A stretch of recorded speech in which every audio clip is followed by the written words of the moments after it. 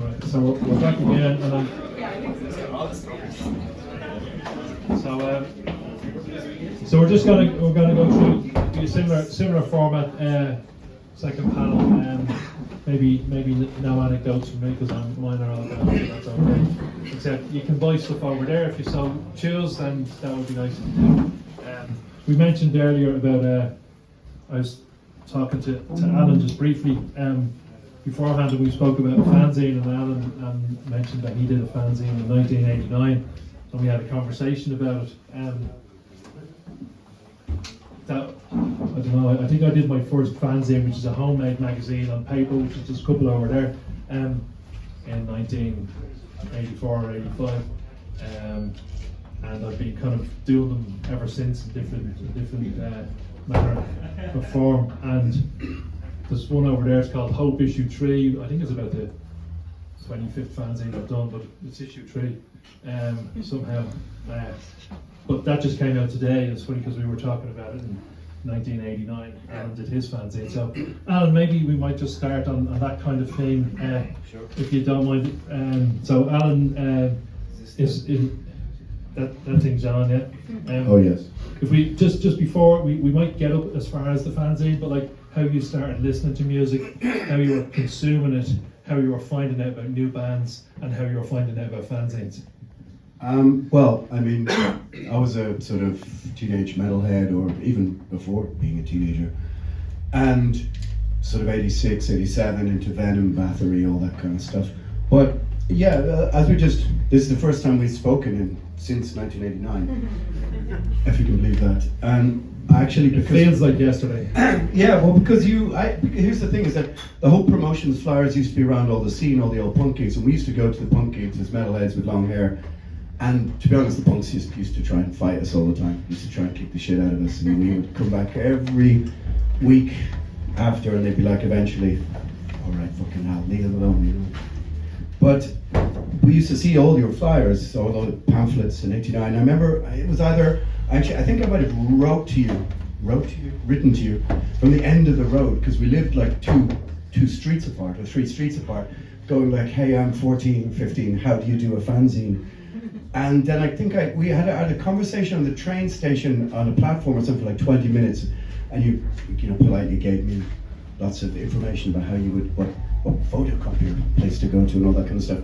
And sure enough, I had a fanzine then, maybe I think it's March 1990 or something. So Primordial didn't start till the summer of '91, but we were all like active tape trading and all sort of doing fanzines and all that kind of stuff.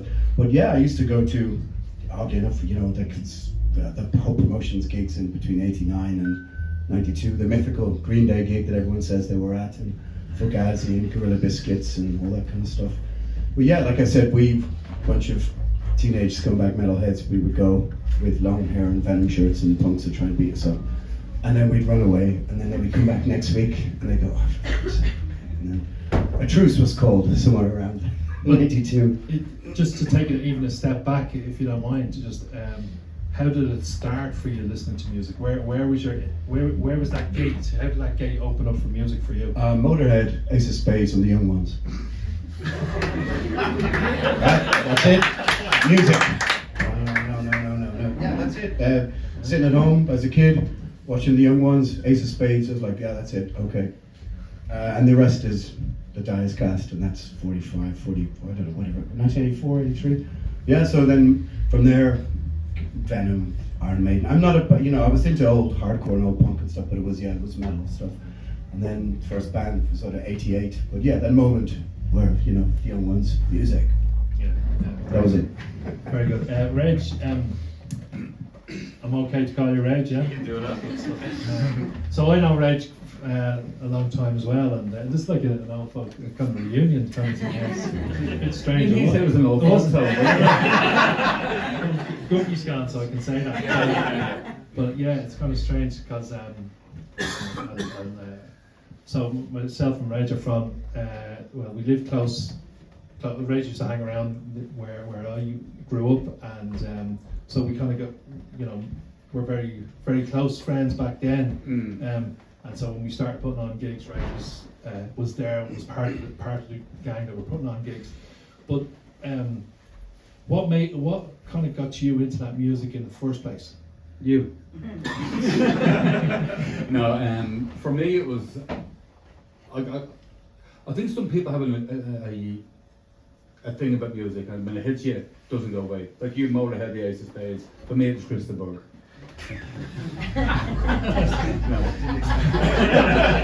That's okay. That's okay. We're all amongst friends. We're all old folks. It's okay. Well, we're not. Sorry, I all mean old Deep folks. Purple. No.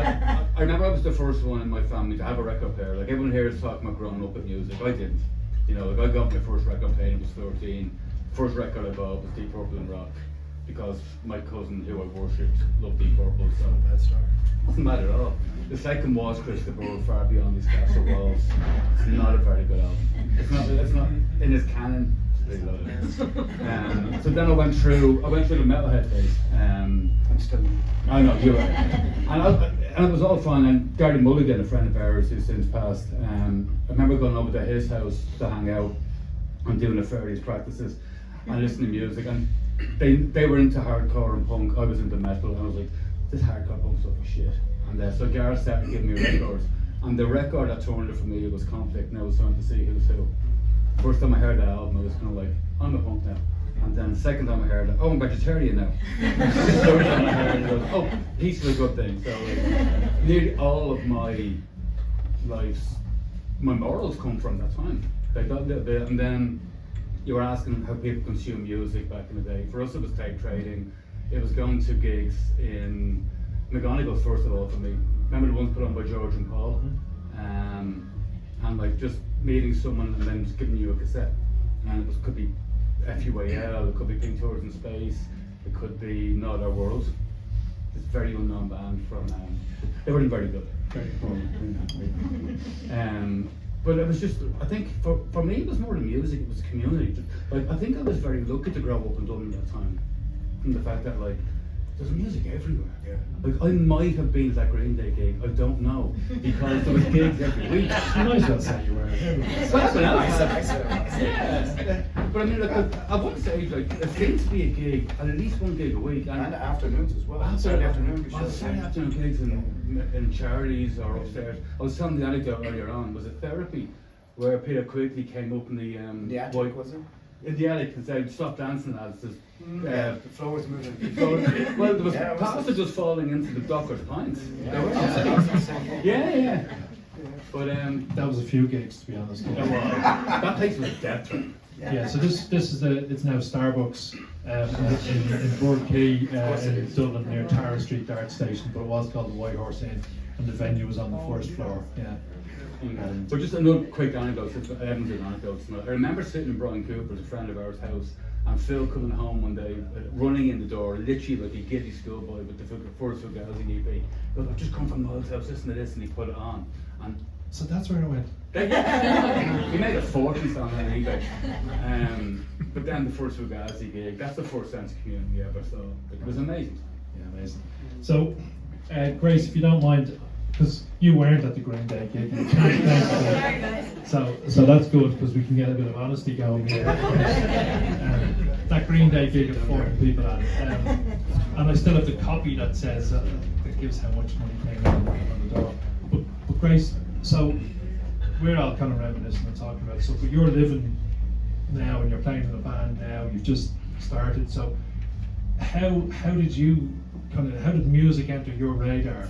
And I kind of mentioned it earlier. I hope I wasn't being too dismissive. We struggled to get music because we were swapping tapes and we were beside the radio. And I don't know if that made music mean more to us or not. I really don't know. But it's accessible now. But it's a whole sea of music, whereas we only had a small number of bands that we had to check out. So, kind of what I'm saying is, how do you consume music? And how does music kind of mean something to you? How do you make it mean something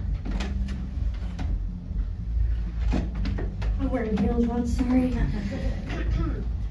So I feel like music was always in the background with like MTV and stuff on the telly and videos of us dancing, and I was in like Haley band in primary school. My parents always kind of tried to get us into playing music and being around it and consuming it.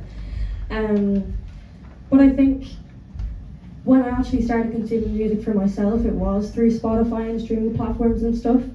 because you kind of get your first phone at like 8 or 9 or something, and then you start downloading apps and you get your own music and you get to kind of figure out what you're doing yourself. But I think when I started actually getting into music and understanding that it was something I wanted to do, and getting into the actual scene in Galway, was when I was being snuck into gigs when I was like 15, 16 and towards Mease down the road, and just properly diving into it. But yeah, it's interesting hearing everybody else's stories of physically having the copies, because I do wish that I kind of grew up that way, because I do like having things to kind of ruin and read into and break down and have to rebuy again and have collections of. But yeah, definitely MTV and stuff growing up and the radio and having CDs at home, and I was named after Jeff Buckley's album, so obviously there were influences always there. But I think once I started getting into music and understanding, because there's such a big cultural scene now in Galway as well as Ireland, with young bands and young musicians coming out now, catching up and making sure you're in tune with everybody and learning new things. I think Spotify is the easiest way to do that, and social media has opened that up so broadly for musicians, both as somebody who's in the scene as well as somebody who's interested in it. And there's some really cool people in here that we were first talking to earlier, as well as people who are watching here, and some really cool bands and who are doing some really cool things. But yeah, that's kind of how I got into it. At what stage, or can you remember even what made you think, oh, you know what, I could be in one of these bands? I think it was the first gig I was snuck into. I was 15 or 16. It was a punk gig. Puck, who were playing downstairs, were playing at it. I remember seeing Nora Staunton, she's obviously a woman, on the drums. And that was kind of the first time I'd been to like an actual gig that wasn't a big concert in like 3 Arena or something. And I saw somebody who was my age doing something that she loved, and she was a woman and she was doing it with nobody telling her no. And I feel like I've been doing music at that stage, but I found it a bit more difficult to know what niche I wanted to fall into, because I was kind of being drilled into by myself, really. The musicians I was listening to were all like singer-songwriter women and people who weren't screaming or like getting into their actual emotions and just writing sad songs or breakup songs, which isn't a bad thing. But I felt like there was something else that I wanted to get into. So I think that gig in particular definitely opened me up to the realms of what you can do, and gender not being an issue when it comes to that. So yeah, thanks, Nora. Very good, very good. And Massa, if you don't, I'll move on to you now. And just kind of so can you just kind of give us a little bit of a background on how that music was consumed from yourself, and then at what stage did you go, all right, well, I'm not going to play in a band, but I want to be involved in this somehow? Yeah, sure. So my musical background is really through my local music scene, to be honest. So I grew up in Leicester, and there was, at that point, it was like properly on the circuit, the gigging circuit. It isn't anymore at all. There's loads of venues have since fallen away, but at that point there was bands coming through, and there was a really good DIY punk scene, and there was some amazing venues at that point. And there was a pub called the Spread Eagle, which isn't there anymore. But they used to do amazing all-day punk shows, and it also just so happened that it was the place that you could get served when you were quite young. So that was the kind of place that me and my friends always used to be at, and they used to have punk shows there all the time, and we'd then just spend all our time there, and we kind of became part of this like DIY punk scene, and we were just like loving it. We were just having the best time, and it was just, so we just lived being in that local music scene. And then, you know, in terms of consuming music, it was just word of mouth. It was like recommendations. It was friends, and it was going to our local record store, Rock-A-Boom in Leicester, which again isn't there anymore. And you know, you'd buy one CD every 2 weeks, and you'd live with it.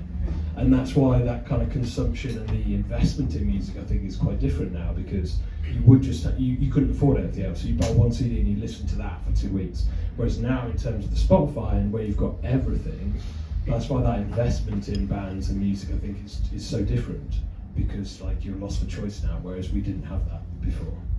Okay. Just Toner, if you don't mind, we pass on to you, and we'll come back and expand this a bit more yourself, but again, openness and transparency here. My daughter goes out with your son, so we're not almost so it's a real family reunion here tonight. But I just wanted to get that out there so everybody knows. But when I got word that we were going to do this event, I wanted to get you on the panel because the Journal of Music is what you're editing at the moment. You're writing books, you're putting out books. It's all culture. Your family are steeped in film, and you live in Galway as well. But was music important growing up? Because I want to kind of get to the art more so as well as we expand the conversation. But just as a starting point, was music important growing up for yourselves? Well, the sort of relationship to music, when I think back, and listening to you all and the other panelists really forced you to really think back and go, what was actually going on there? When you're sort of young, when I look back now, you sort of think you're deciding on your music, but one of the things that's really influencing is the sort of global advertising, marketing, PR, sales, commercial complex, and that's deciding on the music that you listen to as a child, because you're very easily manipulated. So what you're hoping then is that somebody's going to come along and burst that bubble at some stage in your life. And listening to all your stories, that seems to what has happened. And so the first person who I was listening to 2FM, taping the songs off the radio, trying to make up a mixtape, like everybody was. All of my family were. We had scheduled hours to do it. But I grew up in Carrow, 40 minutes west in the Connemara of Gaeltacht, and in Bray, 50-50 every year for most of my life. And so my father burst my bubble, first of all, because he was making experimental films in the 70s and the 80s, and he was using avant-garde composers and introducing me, and they would come to the house and play their music, and I would go, bang, bubble burst, right, there's another world out here. That was the first time. And then my mother did a shocking thing when I was 11. She said, I was going to school in Bray, County Wicklow, where the entire school listened to Guns N' Roses. And she sent me to traditional Irish fiddle lessons. And every annual concert, I would be poked out onto the stage to play a tune solo for a whole load of Guns N' Roses heads, and which went down well. But the funny thing about that was, one of the people in that school turned out to be one of my best friends. His name is Stevie. He was a guitarist. He was an agoraphobic, and he could never leave the house. So he became the greatest guitarist that Bray has ever seen. And I mean, he was that good.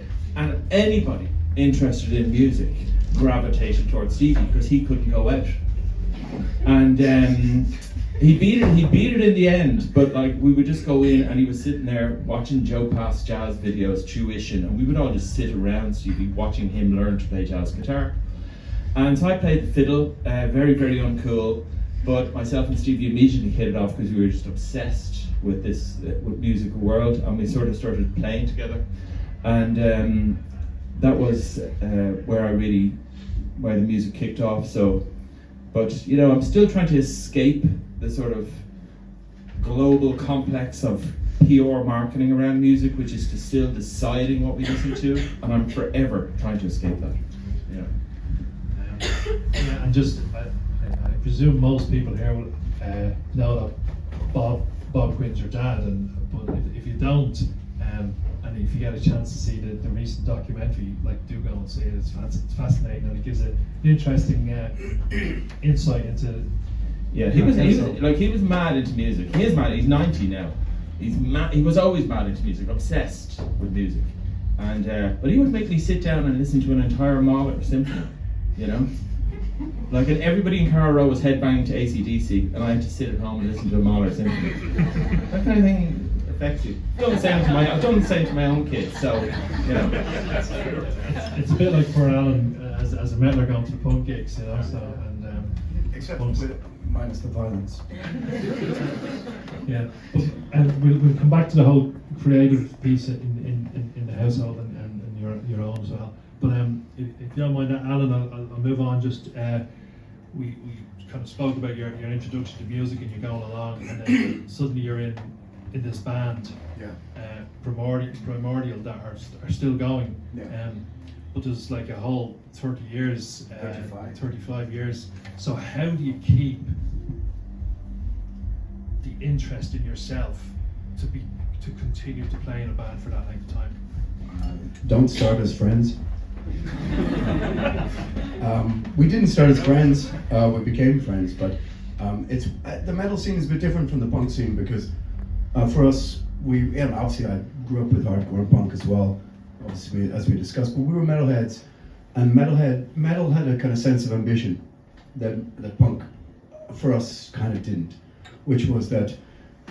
We thought, well, we can go on tour Europe. We can release albums on a European label, and so the misnomer or there's a kind of how can we say newer British heavy metal. If you would look at the amount of 7-inches that were released by independent bands in 1980, is 10-1 to punk, and even in the end of the 80s, metal was it's got a kind of bad, as you could say, this sort of stink around it. But there was a huge underground scene with tape trading for metal, and we just sort of slipped into that kind of thing, even though we were into the same things as obviously as you were.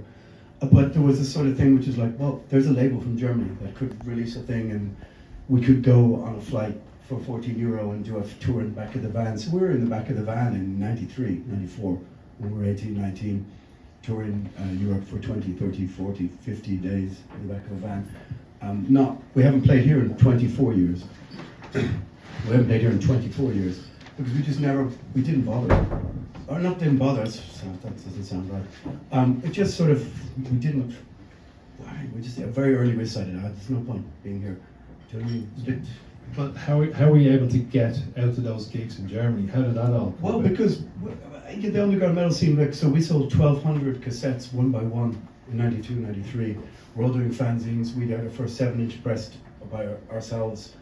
We have 10 albums, and the first one was in a tiny label, and so we were like, it was pure underground, total underground, just tape trading, and it was the sort of, how can we say, it was relentless. Like there was no thing, we've got to play in Burr. Often it was like, no, we're going to play in Gdansk, or you know what I mean? It was like the metal scene had a kind of, it's weird to say, like a sort of wider scope, and also like if you look at the metal scene now, which is kind of it's sort of like this, I don't know, corpulescent sort of body floating around in it's too bloated or something like this. But in 1994, 95, you could go and there were like tons of festivals, and you could get the Ryanair flight to go and play in wherever. And so there was, all my punk friends were sort of like, we're playing a gig in wherever, I don't know, and we're like, we're going to do 7 days in Poland. Which they were doing at the same time, but the metal scene just had a sort of different attitude, Yeah. And was it a case that you ended up you play 7 gigs in Poland, but you're going up there, you're going down there, and then you're going across? Have you any memories of that kind of zigzagging?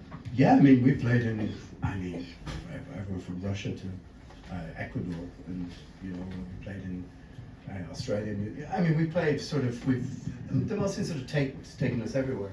I mean, this year we played in South America and Central America. There's a sort of relentlessness to the metal scene that sort of stomped on some of the things that we're talking about. Even though we were born in the same thing.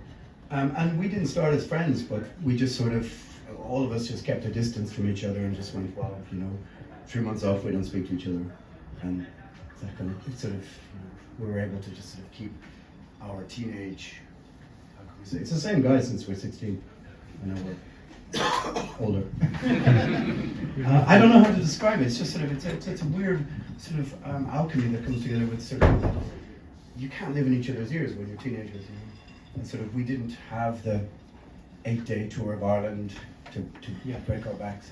But is it a case that you sat down when you were 16, and I presume it wasn't, but I'll just ask anyway. No, I know. Here you go. Here's what we're going to do. Oh, absolutely not. No, we have no plan. We still have no plan. There's no plan at all. No plan of anything. There never was any grand plan. It's like just doing tapes and trading fanzines and underground stuff. You're just chuffed at the beginning to just have a band, and then you sort of realize, I think we can fly to Frankfurt and play an open air festival in '95. And then from there you go on to this other thing, and that's sort of just, I don't know, somehow 35 years later you're standing sitting here talking to you about the same thing. And like I said, when the first thing was, you know, how you start a fanzine, I remember talking to you about that in 1989, and that was before even the band begin. So I don't know, you know. You want to take over? Yeah, take So Reg, you left Dublin. You left us. I did, I'm sorry. Yeah. So It wasn't working out. yeah. I still haven't forgiven him. But no, so you moved to Galway and you started taking photographs. And I remember you doing your course in Camden Street in photography. Oh, wow. But was there a reason why you wanted to take photographs of gigs? And was that, were you trying to do anything, were you trying to give anything back, or were you trying to just promote this in some way or publicise it in some way, or did you just like taking photographs? I think I just needed a job. Like I moved back here from New York with Laurie and was down there, and I came back as a chef, and the food in Galway was terrible in 2001. So Laurie said start taking pictures, so I did. Just always listen to your wife. And then I thought about this a lot just when I knew this meet was coming up, and I think that the lack of fear in changing careers comes back from being a punk back in the day. Like watching what you guys did. You keep saying we were hope, it was really more you guys. I stuck up posters here and there, you did other work. Watching what you guys did was like, there wasn't a fair. Here and there. But I think it's that lack of fear, like doing stuff because you don't know any different. Like, I've had like 10 careers now, or whatever. But it's because like, I want to do that, I'll do that. And I think that comes back to just feel the fear and do it anyway, which you must have felt every time when you were putting on gigs. So I'm interviewing you now. This is great. I wasn't expecting that. I wasn't expecting that You question. need some active. Well, that's you need like. And they push the scene on. Yeah, that's exactly it. And that's like if anyone's here, like I've listened to you talk about travelling around Gdansk, and you were in the band, and I never had the courage to do any of it.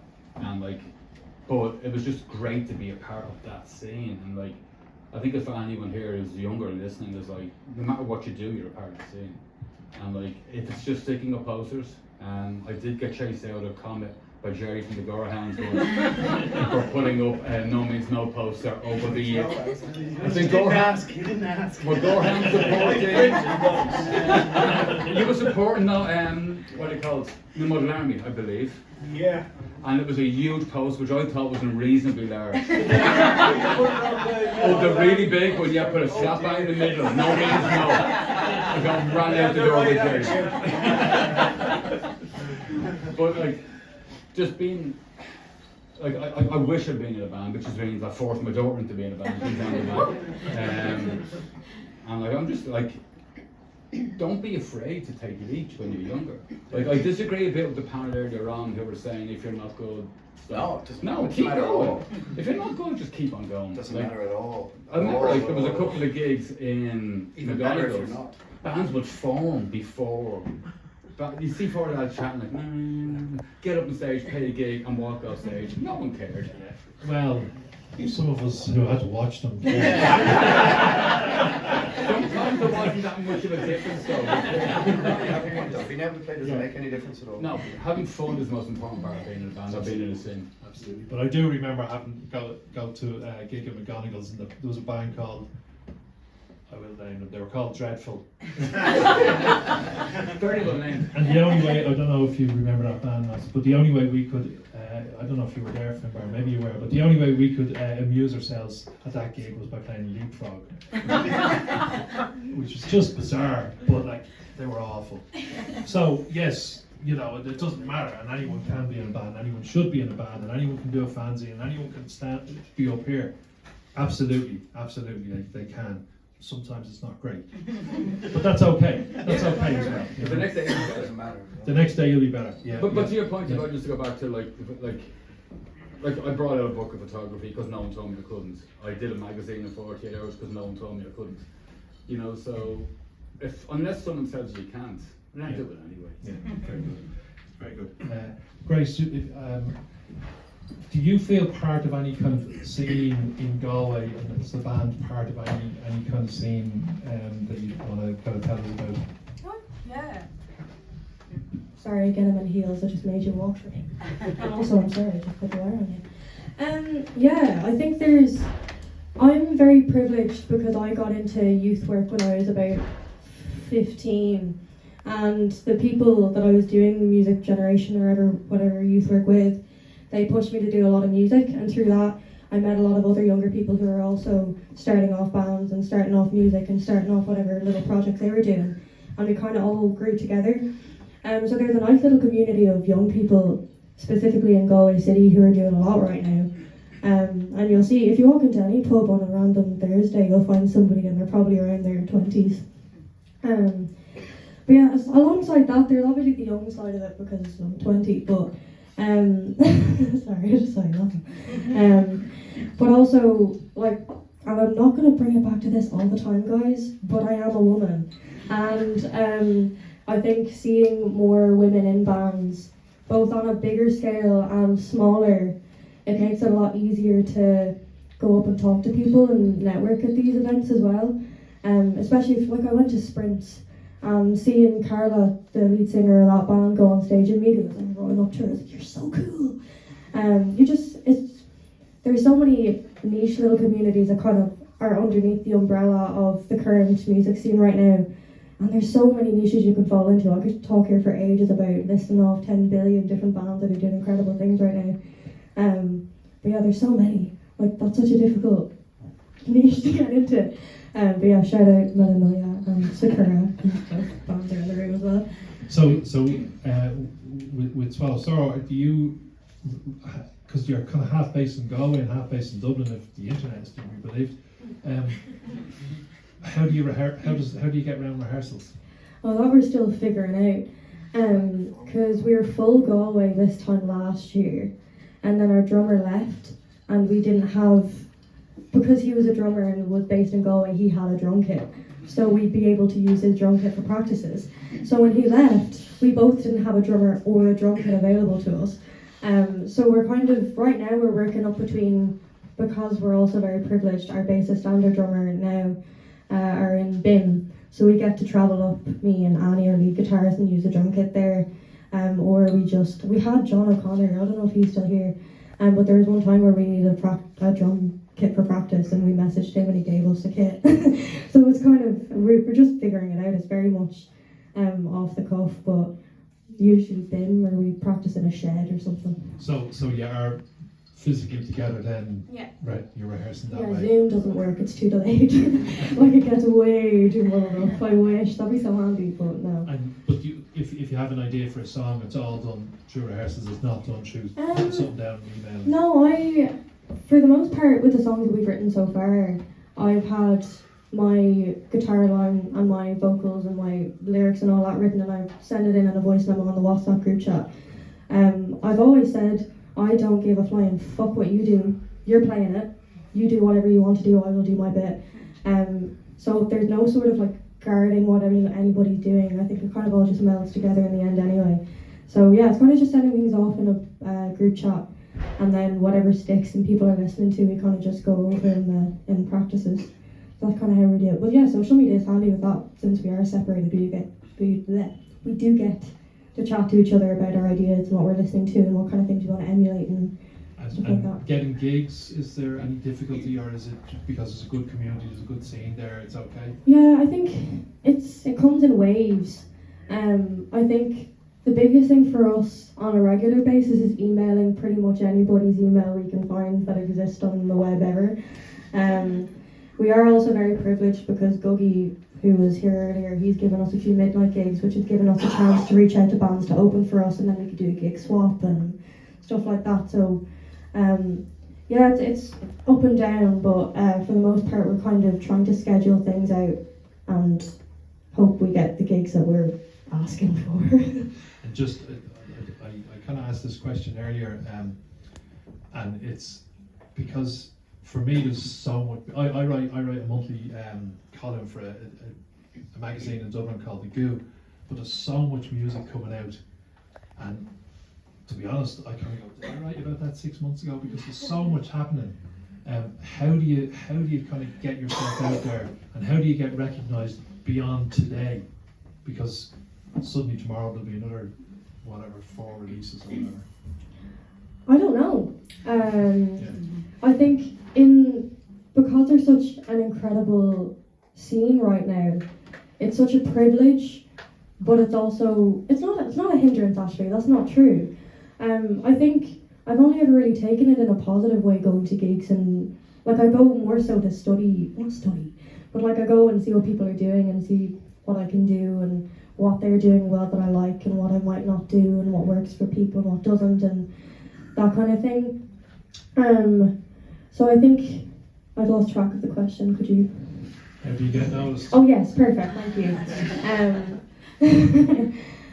Yeah, so I think taking on what everybody else does on stage is such a privileged position to be in because there's such an outreach of amazing artists in Ireland right now. But I think the best way to be recognised, the best advice I've gotten is email people inviting them to your gigs. Like promoters and people you want to open for. Like we've sent loads of emails off and asked if the band or the manager, whoever wants to come to see us play, and you get a few handshakes out of that. So it's kind of just chancing your arm. If you don't ask, you don't get. I feel like that's the easiest way to be recognised really. Just be consistent, do what you want to do. Forget anything anybody else says because you know yourself what you want, and ask. Excellent. Hassel Records. Same kind of question. You know, you put a lot of work into putting a record out, a lot of blood, sweat and tears for the bands, and then, you know, design and all that. Beyond day one of the release, how do you keep it out there? Yeah, it's difficult. Keeping a record alive now is really, really hard. In the streaming age, you know, these days, once a record is out, you know, there's nothing new at that point. The record's there. Like trying to get people to discover a record after release day is really, really hard. Live is the kind of easy answer, I suppose. Like having live activity to promote your music. I mean, I work in rock music, so being out there playing shows is still the best way to promote a rock band, to build an audience, because the streaming kind of age as well, the audience, the algorithms, they don't really care so much for the rock music. That isn't really building an audience. Like actually being out there, selling tickets, getting people to come to your shows, that gets you from, you know, run 1 to run 2 to run 3 on the ladder, and it's being consistent. And like as Grace said as well, like actually just believing in yourself, doing what you believe in, be honest, and be consistent. Just keep going and just keep enjoying it, because if you're not enjoying it, then it's not going to go anywhere. Because also you can kind of beat yourself up very quickly, because there are your peers, there might be certain peers that will get on a playlist or get a radio play, whatever else, that you'll see kind of move slightly quicker than you will, and it can be really disheartening for people. So I think, but again, if you just believe in what you're doing and actually just do it for the right reasons and believe it, there is so much luck involved that luck might just be just around the corner. And if you just keep being consistent and just believing in what you're doing, you give yourself the best chance to do it. And again, if as long as you're enjoying it, it doesn't really matter if it doesn't really come to anything, but you know, maybe it will. Yeah. And when you were starting the label, just kind of two things around that. Did you have an idea of who you wanted to be on this label, or were you just bringing out one record by a band to see how it went? So actually, I didn't start the label. I've been running the label for 15 years now, but my boss started the label 5 years before that. He came from a major label world, came out of Warner Music, started his own thing, and then actually I interned there first, just in the mailroom, posting records out, and then that's how I kind of got into it. And there was no real agenda to the kind of bands we wanted to work with. We work with anything under the rock umbrella, but we work with metal bands, we work with like punk bands, and anything kind of in between. And we always spend a lot of time talking to our bands before we sign them, because getting on with them and having the same thought process of where they can go and where they want to go is really important, because also life's too short. We don't want to work with people that we don't get on with, or we don't have the same kind of thought process with. So we spend a lot of time talking to bands, and equally we don't put loads of records out because we're only a small team with 5 people. We're limited resources, so there's a hell of a lot of thought that goes into that. Are Dead Pioneers on your label? They are, yeah. For anyone who hasn't listened to Dead Pioneers, on your way home tonight, have a listen to them. They're incredible. Listen to him. How did that come about? They actually that came about from Radio 1 DJ Dan P. Carter. So we know him really well. He plays loads of our records, and he sent them to us because Dan P. Carter also runs a label for Universal called Spine Farm Records. He's day-to-day on that label as well, but that's part of Universal, and of course there's no way that they would sign a band like Dead Pioneers. So he then sent them to us, and we immediately jumped on it. We love that band. They've just released their second record. We've just recorded the third record. Really excited. Excellent. Dead Pioneers, just Dead Pioneers. Torann, can you just tell me a little bit about the Journal of Music and what you're trying to achieve or to do with that, promote through that? Okay. What am I doing? Commercial suicide most of the time. Definitely commercial suicide. I grew up playing music. I got obsessed with music, and I realised it just chemically changed your body. And it just became so important to me. So important. And every time I would bloody switch on the radio or read something about music, I would go, what are you talking about?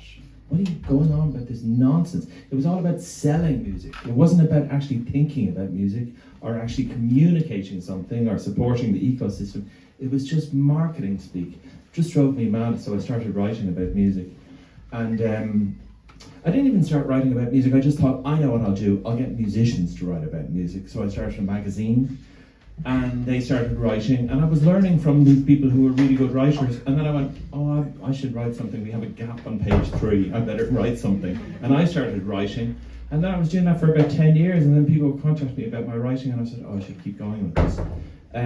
So it's 25 years on the go now. This is, it's a small community of writers, the avant-garde, jazz, folk, traditional, some alternative pop, whatever kind of interests the writers really is what we write about.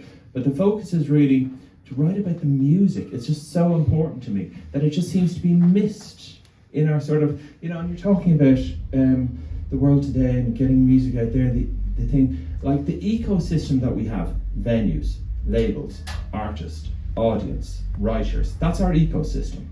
How do we protect it? It is being chipped away at relentlessly, absolutely relentlessly.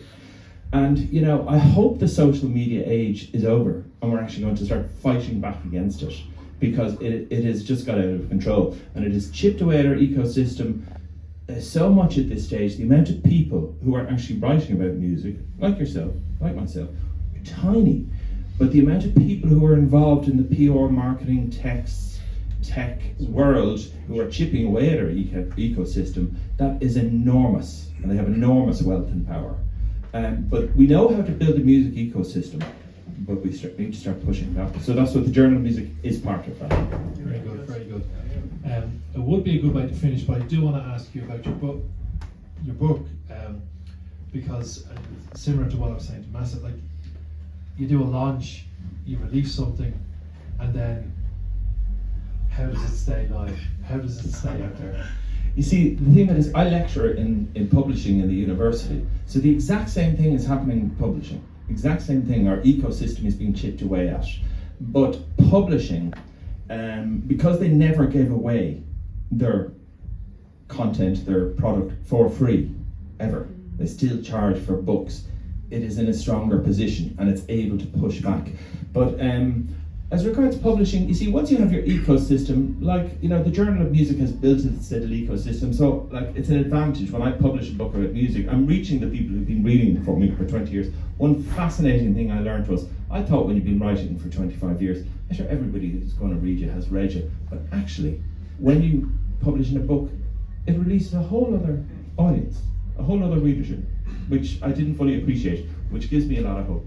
You know. Very good, very good. And just finally, I want to come back to Alan because Primordial are playing this weekend, and I just want to kind of, if you mention a little bit about the gig this weekend, and maybe a little bit, I don't know if you're were involved at all in the festival, but thank Gugai as well. Just but how did you come about coming back to Galway after all this time this weekend? You mean it took 24 years? The last time we played was on the floor of a pub called O'Malley's.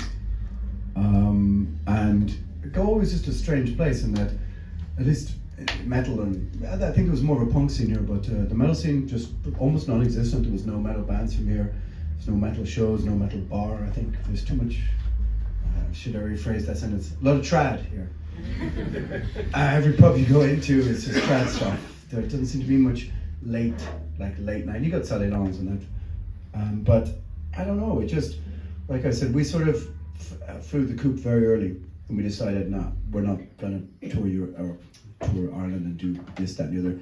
And play the odd show, but I have no idea how I've no idea how 20 years just flew by so easily, or 30 years flew by so easily, or more. But yeah, I have no idea. I just remember being on the floor of a pub, playing in O'Malley's, and song one, I must have been in my new rock phase, rushing out and falling over and smashing my head off the ground. And when every pub had, like, you know, slippy tile floor, you know, I don't know. I don't know.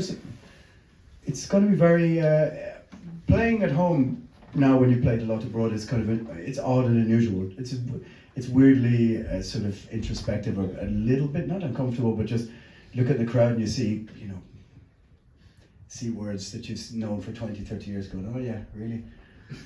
Oh yeah, okay, come on. Yeah, we know you since you're a teenager, come on, there's no getting by this, you know. So I don't know. Well, I'm here today, so just I thought, God, I gotta get out of Dublin on a Friday and mooch down and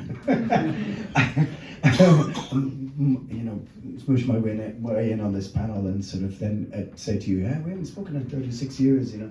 But I don't know, it's I don't know really what you could say. It's a very complicated thing now, I think, for underground or new bands to start. You know, I'm very glad that we started our band as teenagers before the internet, before even though I'm old now, but to have done it before all of the scrutiny and the inscrutable things you've been talking about, and all the things, the obstacles that you have. It was so much. I'm not going to say it's easier. It was a lot of struggle getting in the back of the van for 40, 50 days back in the, you know, well, struggle's the wrong word, They but were just different obstacles. yeah, they were different obstacles, but now it just seems I think the obstacles are greater to trying to get attention from people and stuff. I think it's harder now, you know, Yeah. and I don't know. Am I about to say it's fine being the age we are? I think it's good for bands like Swallow Sorrow. There's a good scene going around now as well. There was a good scene back then. That they're all just different scenes, different times. So just want to say thanks very much to the panel.